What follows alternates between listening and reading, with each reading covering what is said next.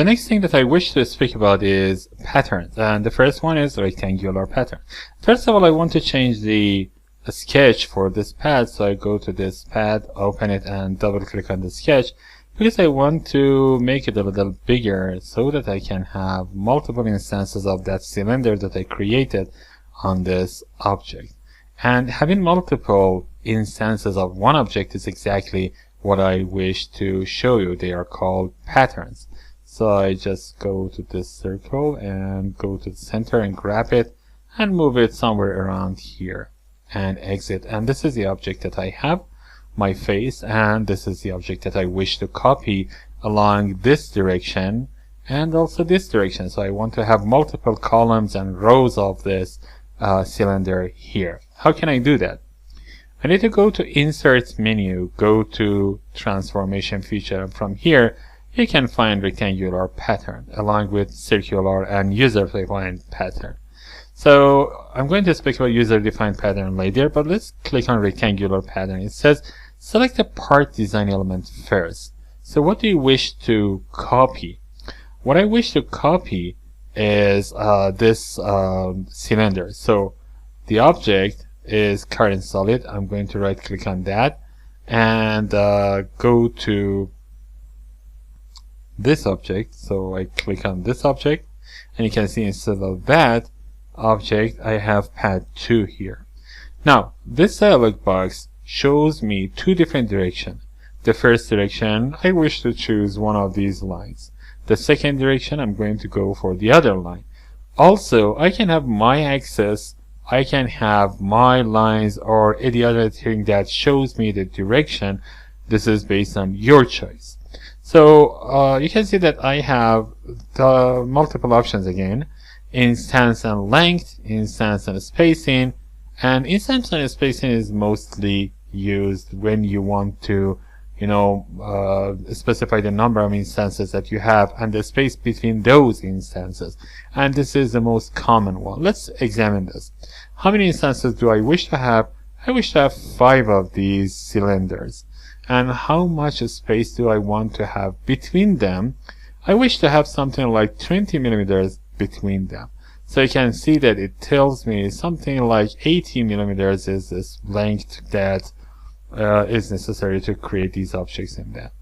So it says, what is the reference element? This means that the direction.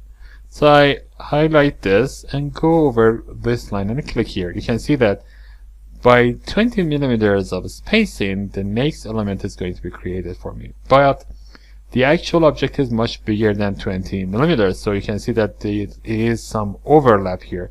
That's okay. If I click on preview, you can see that I can have overlap, or I can have a space defined more than this. Let's say that I want to have something like 50 millimeters space between them, and if I click on preview, now they are separate from each other. So overlapping is okay, being separate is okay, and I can of course increase the number of objects here. Let's say that I have 7 objects here. The other thing is spacing, instances and length. How many instances do I wish to have? Let's say I want to have 7 instances, and all of them are going to be placed in something like 310 millimeters of space. Now you can see that based on what I entered, the spacing is going to be defined for me like 51.667 millimeters here. So whenever you choose one of them, the other option is going to be calculated for you. And let's go back to 300 millimeters so that I can have 50 millimeters between my instances. Also, I can select spacing and length.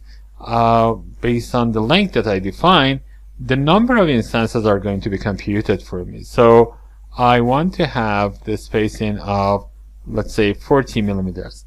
And the length is going to be something like 300 millimeters. So based on that, it says I can place 8 of these objects in this direction. And the final thing says instances and unequal spacing. Based on this, you can know that you can change the spacing between these objects. You can see that when I did this, there are green items here. They are dimensions that I can double click on them and change them. And this way I can define the spacing between two instances different from other ones. So let's go back to instances and spacing. This is what I wish to have.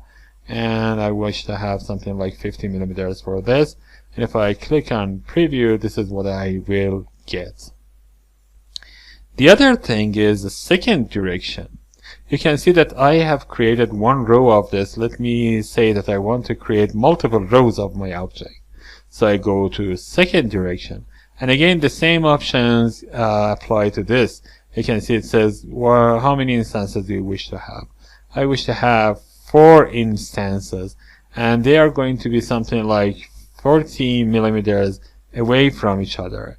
And if I go for the reference element and highlight it and go for this line, for example, it is going to be created for me.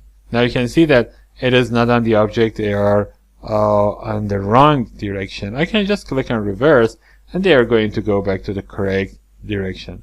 Let's say I want to make this 50 millimeters. So these are going to be 50 millimeters away from each other. Now I can click on preview and this is what I will get after selecting this. Also, there is a more dialog box here. You can see that it tells me, do you want to position this object in pattern or no? How many rows in one direction do you wish to have? How many rows in another direction do you wish to have? Do you wish to have rotation angle or not? My object is cylindrical. If my object had some sides, then by rotation, I would show you how each object would be in a different angle than from the previous object. But this is best shown on creating this object and a curve that I wish to show you in another section. For this, I'm going to click on OK, and this is what I will get after creating my rectangular pattern.